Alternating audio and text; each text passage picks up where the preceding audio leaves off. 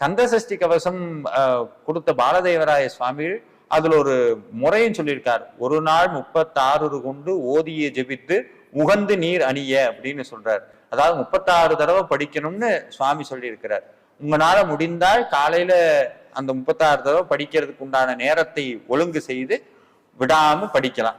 இல்லை அப்படின்னா ஒரு தடவை படிச்சாலுமே முழு மனசோட எதையும் நினைக்காம எந்த விதமான பிரார்த்தனைகளும் இல்லாம முருகனுடைய அருள் மட்டும்தான் வேணும்னு சொல்லி முருகனை அந்த கந்த சஷ்டி கவசம் படிக்கிறான்.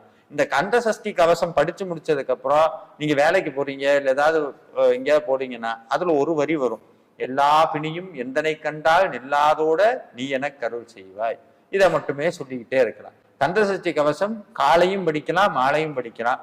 எந்த பாராயணம் பண்ணினாலும் விளக்கேற்றி தான் பாராயணம் பண்ணணும். நீங்க பூஜை ரூம்ல உட்காந்து பண்ற மாதிரி இருந்தா, இல்ல நீங்க வேற ஏதாவது இடத்துல இருக்கீங்கன்னா அப்ப அது அவசியம் கிடையாது. நீங்க மனசுக்குள்ளேயே அதை பாராயணம் பண்ணிக்கலாம்.